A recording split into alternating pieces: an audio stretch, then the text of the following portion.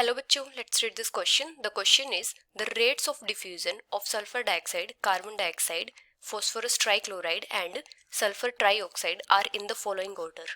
और यहाँ पे हमें ऑर्डर्स गिवन है इस टाइप से. हमें बताना है कि यहाँ पे जो रेट ऑफ डिफ्यूजन का करेक्ट ऑर्डर होगा वो कौन सा होगा. तो यहाँ पे हमारा की कॉन्सेप्ट क्या होगा. अगर हम बात करें ग्राहम्स लॉ की, ग्राहम्स लॉ ऑफ डिफ्यूजन्स, तो ग्राहम्स लॉ के अकॉर्डिंग क्या होता है, किसी भी गैस का जो रेट ऑफ डिफ्यूजन होता है कांस्टेंट टेम्परेचर और प्रेशर पे, वो इनवर्सली प्रोपोर्शनल होता है उस गैस का जो मोलर मास होता है उसके स्क्वायर रूट के. तो जो रेट ऑफ डिफ्यूजन होगा ये इनवर्सली प्रोपोर्शनल हो जाएगा गैस के मोलर मास के स्क्वायर रूट के. और ये किस पे होगा, कांस्टेंट टेम्परेचर और प्रेशर पे. Temperature and pressure. अभी क्या होगा, जिस भी गैस का मोलर मास ज्यादा होगा उसका रेट ऑफ डिफ्यूजन उतना ही कम होगा. Larger the molar mass of a gas, lesser will be its rate of diffusion.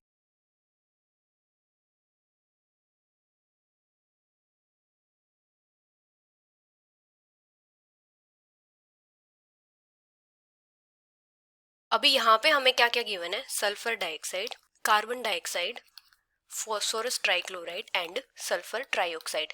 अभी हम इनका मोलर मास चेक करेंगे. तो सल्फर डाइऑक्साइड का मोलर मास कितना हो जाएगा, 64, क्योंकि जो सल्फर होता है इसका मोलर मास कितना होता है, 32 के अराउंड. और जो ऑक्सीजन मॉलिक्यूल होता है इसका मोलर मास कितना होता है, 32. तो यहाँ पे टोटल मोलर मास कितना हो जाएगा, 64 ग्राम पर मोल.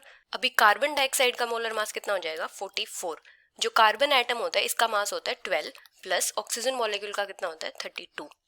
अभी जो फॉस्फोरस ट्राइक्लोराइड है इसका मोलर मास कितना हो जाएगा, 137.5, क्योंकि जो क्लोरीन एटम होता है इसका मास कितना होता है, 35.5, और फॉस्फोरस का कितना होता है, 30 के अराउंड.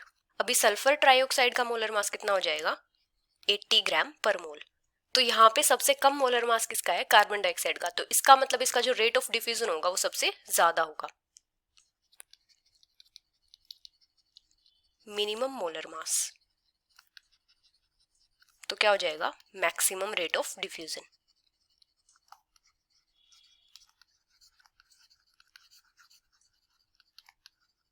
तो यहाँ पे हमारे पास रेट ऑफ डिफ्यूजन का ऑर्डर क्या जाएगा, order of rate of diffusion. तो सबसे ज्यादा रेट ऑफ डिफ्यूजन किसका होगा, कार्बन डाइऑक्साइड का, क्योंकि इसका मोलर मास सबसे कम है.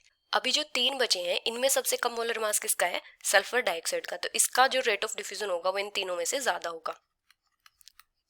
अभी इन दोनों में से मोलर मास किसका कम है, सल्फर ट्राइऑक्साइड का. तो इसका रेट ऑफ डिफ्यूजन ज्यादा हो जाएगा. और सबसे कम रेट ऑफ डिफ्यूजन किसका होगा, फॉस्फोरस ट्राइक्लोराइड का. तो इस टाइप से हमारा ऑर्डर होगा. तो सबसे ज्यादा रेट ऑफ डिफ्यूजन होगा कार्बन डाइऑक्साइड का, उससे कम होगा सल्फर डाइऑक्साइड का, और उससे कम होगा सल्फर ट्राइऑक्साइड का, और सबसे कम रेट ऑफ डिफ्यूजन होगा फॉस्फोरस ट्राइक्लोराइड का. So the final answer is option D. Hope you understood it well. Best of luck.